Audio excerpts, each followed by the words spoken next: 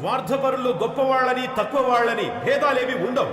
సోదరులారా, ఎంత మన సొంతిల్లైనా మసిలి తీసుకొచ్చి గోడలకు పూసుకోం కదా.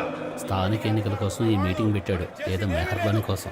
అర్థం లేకుండా ఏదో మాట్లాడి ప్రజలు కన్ఫ్యూజ్ చేసేస్తాం. అవాంతరాలు ఎదురొచ్చినా ఈ స్థానిక ఎన్నికల్లో మనం గెలవడం ఖాయం. జిత్తుల వారి రాజకీయాలను తరిమి కొడదాం, వాళ్ళకి గుణపాఠం చెప్తాం. ఈ సభలో ఈ తరుణంలో నేనిద్దరికి సన్మానం చేయదలిచాను. నా కోసమే శ్రమిస్తూ నా ఉన్నతిని కోరుతూ అనుక్షణం నా వెన్నంటి ఉండే వారిద్దరికి చెరో 3 కాసుల బంగారు గొలుసులు బహుకరిస్తున్నాను. వాళ్ళిద్దరు ఎవరంటే కేడి కేశవ, విభూది సుబ్రహ్మణ్యం.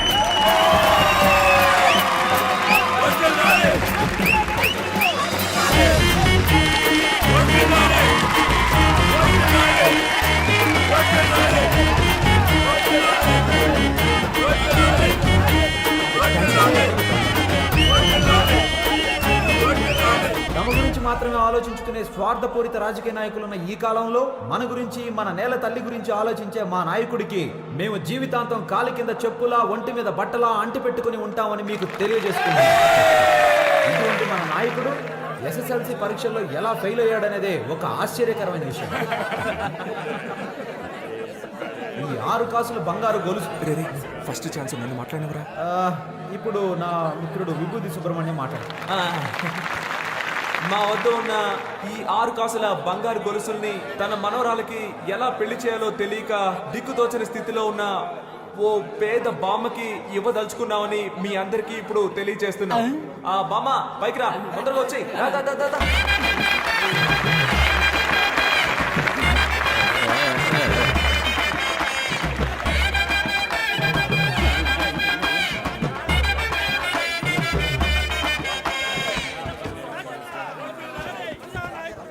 ఏంటి మీరు చేసిన పని? 20 సంవత్సరాల నుంచి పార్టీలో ఉన్నాను, పార్టీ కోసం ఎంతో కష్టపడ్డాను. ఎవరో ముక్కు మొహం తెలియని వాళ్ళని గౌరవించారు, నన్ను గౌరవించాలని మీకు అనిపించలేదా? నిన్ను గౌరవించనని ఎవరు చెప్పారయ్యా? నువ్వు వాళ్ళలాగే చైన్స్ గురించి స్టేజ్ మీద వేయమని చెప్పు, వేస్తాను. నీకు పబ్లిసిటీ, నాకు పబ్లిసిటీ. కరెక్ట్ గా చెప్పారయ్యా. నేనేమిటి నా చేతులతో కొనివ్వడం ఏమిటి? ఇన్నేళ్లుగా మీరు నన్ను ఏం ఫాలో అవుతున్నారయ్యా? బంగారు ఉండేది ఎంత ఉందో తెలుసా? ఆ ముసలిదాన్ని పిలిచి ఇచ్చేశారు. జనాన్ని చూసావా? 4000 మంది. అట్లీస్ట్ 2000 ఓట్లైనా పడడం మనకి. ఆ ముసలిదానికి వాళ్ళ ఇంట్లో ఉన్న వాళ్ళకే కదరా తెలిసేది అవి రోల్డ్ గోల్డ్ అని. అవి రోల్డ్ గోల్డ్. 350 రూపాయలు. మన మైనస్ పాయింటే కదా మన ప్లస్ పాయింట్.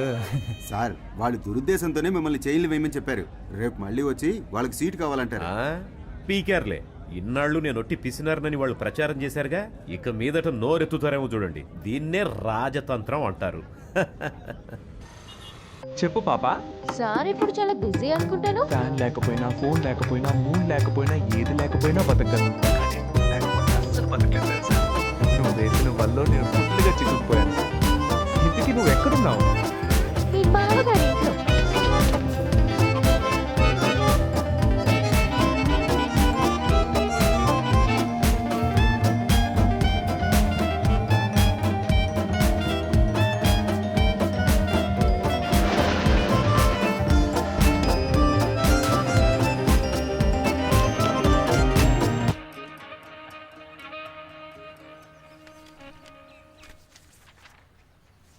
ఏంటివన్నీ? నేను చెప్తూనే ఉన్నానుగా, డైలీ వెళ్ళి జిరాక్స్ కొట్ల అమ్మాయికి లైన్ వేస్తున్నాడని. లైన్ వేస్తున్నాడా?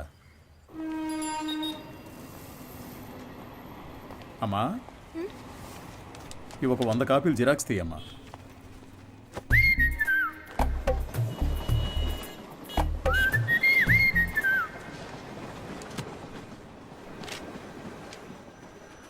ఇంతకు ముందు వీడిని ఎక్కడైనా చూసావా అమ్మా? లేదు సార్. ఆయనకేంటి ప్రాబ్లం? ఎందుకు కనిపించకుండా పోయారు? మతి స్థిమితం లేకుండా తిరుగుతున్నాడమ్మా. ఉదయాన్నే ఫోన్ చేసి నువ్వు లేనిది బతకలేనన్నాడు.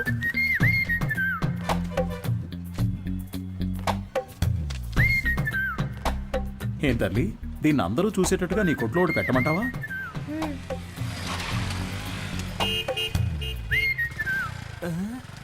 ISM. ఈయనకి ఇక్కడేం పని? Bye daddy. సార్, ఈ ఫోటోలో ఉన్న ఇలాగే లేరు ఆయన? అలాగే ఉన్నాడు కదా. ఏంటిది సార్?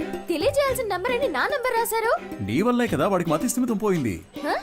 వాడు నీకు తెలీదు?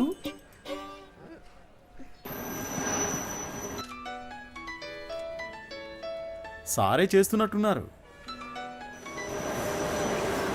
నువ్వు లక్కయో వాళ్ళక్కయో నాకు తెలియదమ్మా. సుబ్రహ్మణ్యం మంచివాడే, వాడి స్నేహితుడు మంచివాడు కాదే. అదే కేడి కేశవ అనేవాడు వాడిని పాడు చేస్తున్నాడు. నువ్వు గనక వాళ్ళిద్దరినీ విడదీయగలిగావే అనుకో, మావాడు చక్కగా బాగుపడతాడు. ఈ పనిని గనక నువ్వు చేస్తే నేనే మీ నాన్న దగ్గరకు వచ్చి మీ పెళ్లి విషయం మాట్లాడతాను. మీ నాన్న ఫోన్ నెంబర్ ఇయ్యమ్మా.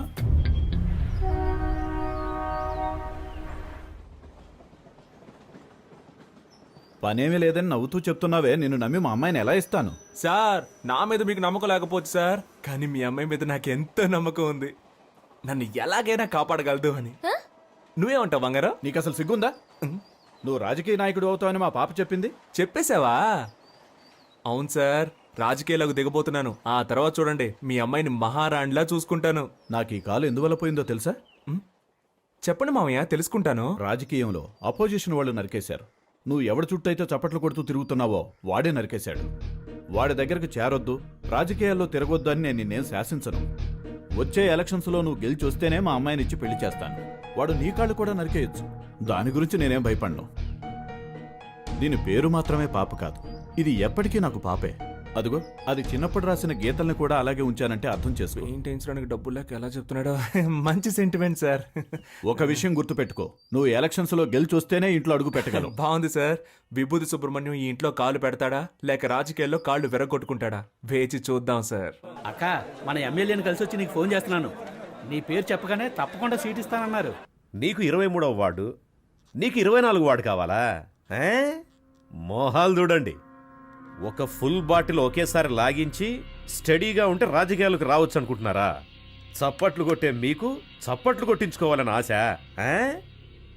మీరు చైన్లు కొనిచ్చి వేయమన్నప్పుడే డౌట్ వచ్చిందిరా. మీరే చెప్పారు కదా గురువుగారు, రాజకీయాల్లోకి యువత రావాలి అని. అవన్నీ మైక్లో చెప్తాం, కానీ అలా చెయ్యం. తాహతు లేని వాళ్ళు ఎలక్షన్స్లో నిలబడకూడదు. బయటపడరా. అయితే మీ కప్పిన శాలువా తిరిగిచ్చేయండి. చెయ్యి తీసుకుపడరా, పెద్ద తెచ్చారు. సార్ ఓ పని చేయండి, ఇద్దరిని విడగొట్టడానికి ఓ మంచి సందర్భం. ఒకరికి సీట్ ఇస్తామని చెప్పండి, వాళ్ళే కొట్టుకు చేస్తారు. ఓ రాయి విసిరి చూద్దాం, లేదంటే ఇద్దరు కలిసి ఏదో కిరికిరి చేస్తారు. మనం ఎప్పుడు ఖాళీగా ఉండకూడదు, ఏదో ఒక గొడవ రేపి బిజీగా ఉండాలంటావు. సరే పిలు. ఎన్ని రోజులని వీళ్ళకి ఏజెంట్లుగా పనిచేస్తాం రా, మనమే ఇండిపెండెంట్ గా నిలబడదాం. రే హనీ, సుబ్రహ్మణ్యం లోపలికి రండి రా, సార్ పిలుస్తున్నారు. రారా, గురువుగారు ఏమనరు. అయ్యా శాలువ అండి. పర్లేదు ఉంచు. చాలా థ్యాంక్స్ అండి. మీరిద్దరూ నా కోసం ఎంత శ్రమ పడ్డారో ఆలోచించానురా. బుర్ర ఖరాబ్ అయిపోయింది. ఏదో ఒకటి చేయాలనిపిస్తోంది, కానీ ఇద్దరికి చేయడం మాత్రం కుదరదు. ఒకరికి కౌన్సిలర్ సీట్ ఇస్తాను, అది ఎవరికి కావాలో మీరే డిసైడ్ చేసుకోండి. సార్ నాకు తెలిసి హనీ కంటే విభూతి సుబ్రహ్మణ్యానికి ఇన్ఫ్లుయెన్స్ ఎక్కువ ఉంది. లేదండి, నాకంటే హనీకే ఇన్ఫ్లుయెన్స్ ఎక్కువ, వాడికే ఇచ్చేయండి. నువ్వేమంటావు హనీ? గురువుగారు ఒక్క ఫోన్ చేసుకోవచ్చా? ఆ,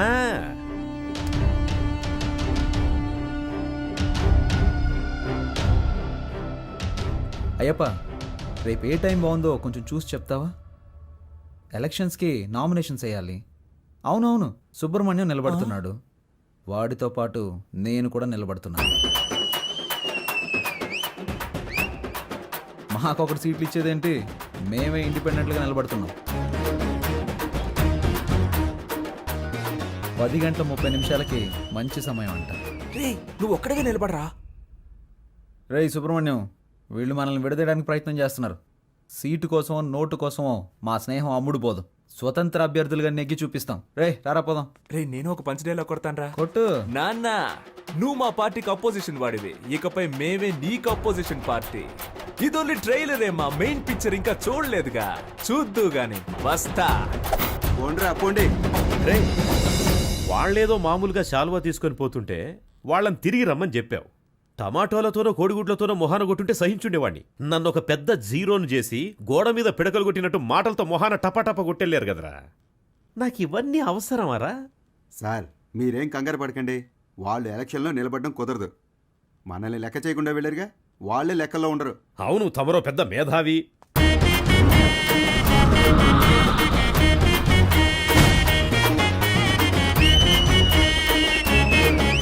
వీళ్ళు పెద్ద రాజకీయవేత్తలనా మీరు కలర్ పోస్టర్స్ అంటించారు? ఏమీ అలా చేయలేదండి. మరి వాళ్ళకి వాళ్ళే కొట్టించుకుని అందించుకున్నారండి. మీ డబ్బులతో మీరు పోస్టర్లు అంటించుకుంటే బాగుండేదిరా. వాళ్ళు నాకంటే ముదురులా ఉన్నారే. మీరేం కంగారు పడకండి సార్, వాళ్ళకి సరైన పంచి నేను ఇస్తా. మా నూరి జనాలకి మన ఇద్దరు ఫేసులు బాగా ఫెమిలియర్ అవుతాయా? అంతకంటే గొప్పగా రీచ్ అవుతాం. ఆట పాటలతో మనం నామినేషన్ వేస్తాం.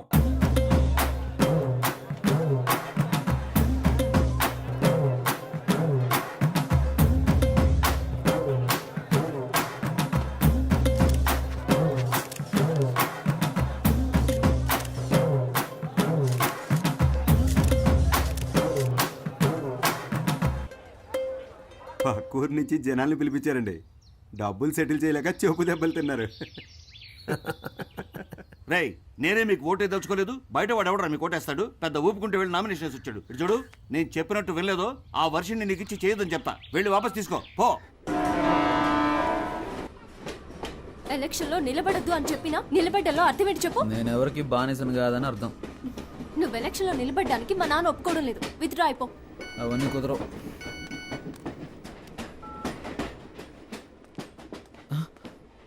అయ్యో, ఒక ముఖ్యమైన మీటింగ్ ఉంది, నేను బయలుదేరాలి. ఏం మీటింగ్? Party meeting. పార్టీ నడిపే మొహమా ఇది? మొహం చూడు. ఎలక్షన్ లో నెక్కిన వెంటనే అరెస్ట్ చేయించేస్తాను నేను. వెళ్ళదు. ఆగరా. ఆగమంటున్నానా? పోవే.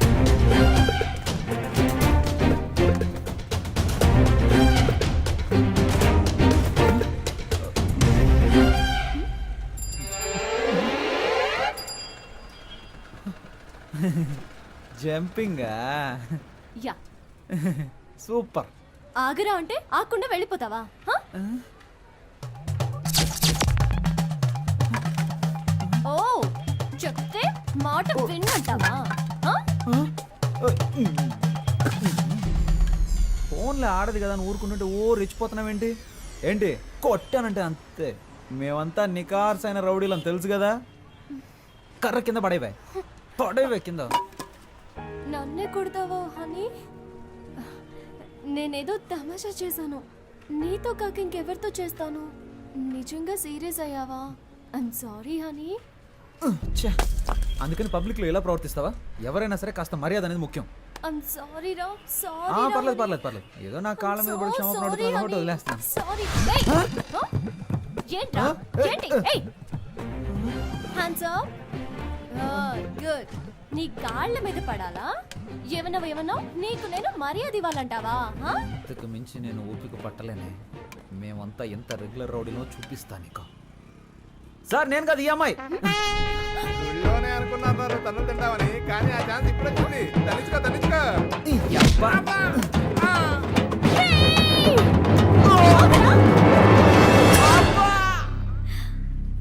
Good shot.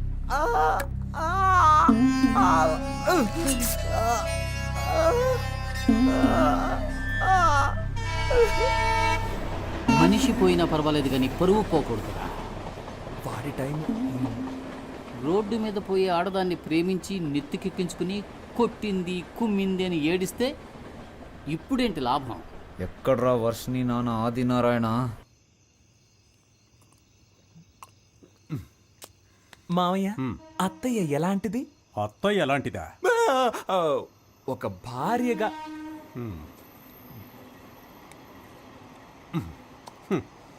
ఒక్క మాటలో చెప్పాలంటే పెళ్లికి ముందు మూగదానిలా ఉండేది. మరి ఇప్పుడు నేను చెవిటివాణ్ణయ్యాను. మరి మీ కూతురు వర్షిని? దానికి ఇప్పుడు 24 ఏళ్ళు. నిజం చెప్పండి, మీ అమ్మాయికి ఏదో జబ్బు ఉంది కదా? ఒట్టేసి చెప్తున్నా, మందు తాగేటప్పుడు అబద్ధం చెప్పను. ఊ అని మగాళ్ళని కూడా చూడకుండా చేతులు ఎత్తి కాళ్ళతో దంతుంది. అదేం లక్షణం? ఏమనంటే మొహం ఒకలా మారిపోతుంది, కళ్ళు చక్రాల్లా తిప్పి కొడుతుంది. ఎందుకు? నిన్ను కొట్టిందే. అవును మా. కొట్టిందానా? కరవలేదంతే. మనోడు పీటీ ఉషాని తలుచుకొని పరిగెత్తుకుంటూ వచ్చాడు. కుక్క తరిగినప్పుడు కూడా అలా పరిగెట్టలేదు తెలుసా? ఎన్నిసార్లు కొట్టింది? 2-3 సార్లు. నువ్వెంతో అదృష్టవంతుడి వల్లుడు. నన్నైతే సుమారు 430 సార్లు కొట్టింది తెలుసా? 430 సార్లా? అది తప్పించుకు తిరిగేవాడిని గనక. వర్షిణి చాలా జూనియర్. మీ అత్తగారైతే 1000 సార్లకు పైనే. ఆవిడికి సినిమాల్లో పెట్టినట్టు డూప్లే అవసరం లేదు. మీ అత్త గాల్లోకి ఎగిరి ఒక్క తన్ను తంతుంది చూడు. నీ పెళ్ళం ఎగిరి తంతుందా? Wow, same to. షాక్ అవ్వకూడదు. ఇది పిల్ల, అది పెళ్ళం. కొడతారు, కొట్టని. మా అత్తగారే నన్ను 19 సార్లు ఎగిరి మరీ తన్నింది తెలుసా? ఆవిడ పల్టీ కొట్టి కొట్టడంలో ఈ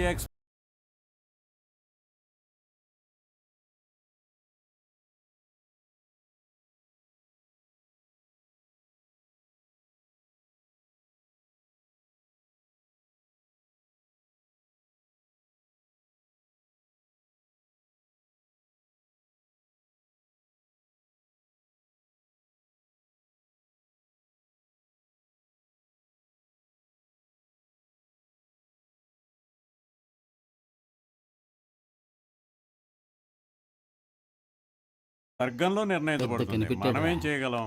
మనసు సరిగా లేనప్పుడు పెళ్ళైన మగాళ్ళు మందు కొడతారు, మరి పెళ్ళాలు మొగుళ్ళని కొడతారు. ఏనేట్రా మావేలా మాట్లాడకుండా తలకిందులుగా మాట్లాడుతున్నారు? దేవుడా, నాకిక మోక్షమే లేదా? రే, తెలియని దేవత కంటే తెలిసిన దెయ్యమే మేలు అని అంటారు. ఆ అమ్మాయి గురించి తెలిసిపోయింది. నువ్వు వేరే అమ్మాయిని చూసి అది దీనికంటే ప్రాబ్లం అయితేను వద్దురా. నువ్వేం చేస్తావంటే సేఫ్టీకి కరాటే నేర్చుకో. అప్పుడు వాళ్ళని అడ్డుకోవడానికి సెక్యూరిటీగా ఉంటుంది. హా, ఇంకా ఎత్తైన చోట కూర్చోవలసింది కదరా. అక్కడ మీ పేరు గల వాళ్ళు 10 మంది నామినేషన్లు వేశారు. నువ్వు హనీ కేశవ అయితే వాళ్ళు హనుమాన్ కేశవ, శివ కేశవ, హరీష్ కేశవ, దుర్గా కేశవ. మరి నువ్వు విభూతి సుబ్రహ్మణ్యం అయితే అక్కడ ఎస్ఆర్ సుబ్రహ్మణ్యం, శివ సుబ్రహ్మణ్యం, ఉమా సుబ్రహ్మణ్యం, కేడి సుబ్రహ్మణ్యం. కేడి సుబ్రహ్మణ్యమా? అవునరా, రకరకాల పేర్లతో నామినేషన్లు వేసి గందరగోళం చేస్తున్నారు.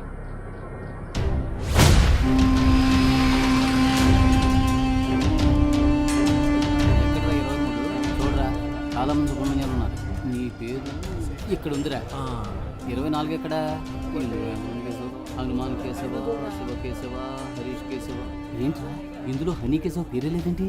నామినేషన్స్ ను పరిశీలించేటప్పుడు రావాలని మీకు తెలీదా? స్థానిక ఎన్నికలకు సంబంధించిన నిబంధనలు మీరు చదివి చూడలేదా? ప్రొటెక్షన్ ఆఫ్ సివిల్ రైట్స్ ప్రకారం జైలుకు వెళ్ళుండకూడదు.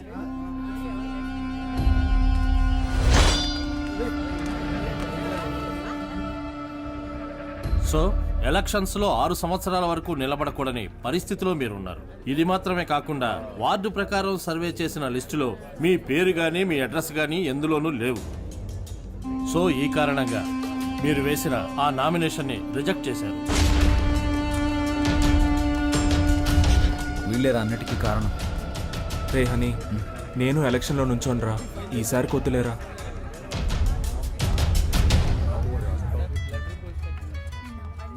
హలో. వర్షిని, నువ్వు చెప్పిన తర్వాత ఆలోచించి చూసా. ఎలక్షన్స్లో నా నామినేషన్ వెనక్కి తీసేసుకుంటున్నా. ఇది ఎవరి కోసమో కాదు, నీ కోసమే. Thanks darling, thank you so much. Okay Varshini. Kedi బిల్లాని నిరూపించావురా. రేయ్, ఎలక్షన్స్లో నువ్వు నిలబడుతున్నావు, మేం గెలిపిస్తాం. ఇదిగో ఎలక్షన్ లో గెలిచిరా. All the best.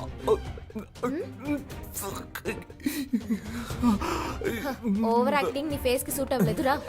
కరెక్ట్ గా కనిపెట్టేసింది.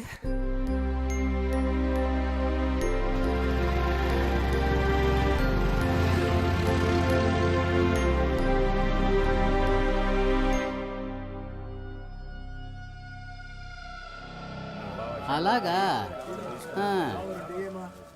నిర్ణయం చేశారా మనకు లేదని చెప్పడానికి. ఏమైంది? మనం శంఖం గుర్తు కావాలని అడిగాం కదా. ఇప్పుడు ఎస్ఆర్ సుబ్రహ్మణ్యం, శివ సుబ్రహ్మణ్యం, ఉమా సుబ్రహ్మణ్యం, కేడి సుబ్రహ్మణ్యం వీళ్ళందరూ కూడా శంఖం గుర్తే కావాలని అడిగారట. రే, ఇప్పుడు ఏం చేద్దాంరా? రే, లక్కీ డ్రాలో నిర్ణయిస్తారులేరా.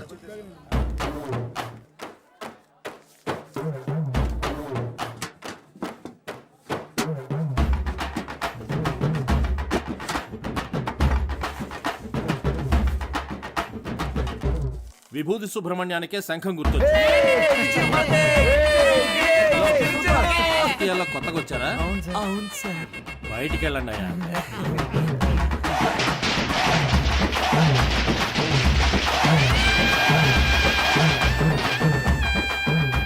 మొట్టమొదటగా మనం ఓటు అడగబోతున్నాం. సెంటిమెంట్ గా ఒక మంచి చోటు నుంచి ప్రారంభిద్దాం. ప్రియమైన సహోదరులారా, మిమ్మల్ని ఓట్లు అడగడానికి ఇదిగో మేము మీ ముందుకు వచ్చాం. మీరు తాగడానికి ఏ విధమైన లోటు లేకుండా చల్లని బీర్లను సంతోషంగా తాగేలాగా అన్ని ఏర్పాట్లు చేశాం. మీరు చేయాల్సిందల్లా శంఖం గుర్తుపై ఓటేయండి. మనసులోని మాటే చెప్తా వినుకోరా అన్నయ్యా, ఎలక్షన్ లో మీరిచ్చిన మాటలన్నీ ఏమయ్యా? గొప్పగా చేస్తామంటూ కోతలెన్న కోసారు, చేతలకొచ్చేసరికి చటికిల పడ్డారు. ఎదటల తప్పులన్నీ వెలత్తి చూపారు, మంచిని చెయ్యాలంటూ వీళ్ళని చేశారు. వీళ్ళందరూ 420 సిగ్గులేని వాళ్ళే వీళ్ళయ్యా. గొప్పగా చేస్తామంటూ కోతలెన్ను కోసారు, చేతలకొచ్చేసరికి చతికిల పడ్డారు.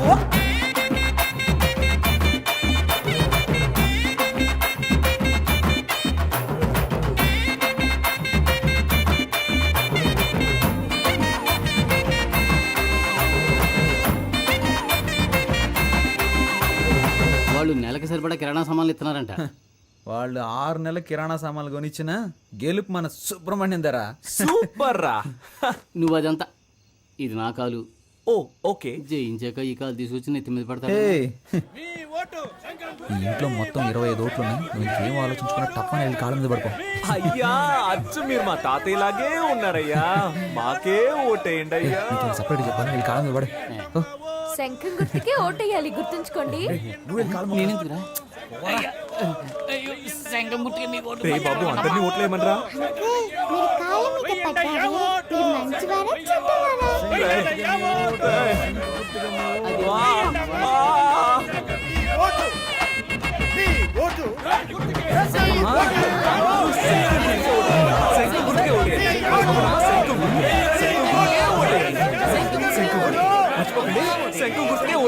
ఏమయ్యా, ఇది 23వ వార్డు, మీదేమో 24వ వార్డు.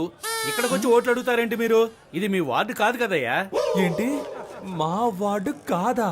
ఎరా చిన్నపిల్లల కాళ్ళ మీద కూడా పడమన్నావు కదరా. వార్డు కూడా తెలుసుకోకుండా ఓట్లు అడుగుతున్నారు. ఏంటని అలా మాట్లాడతారు?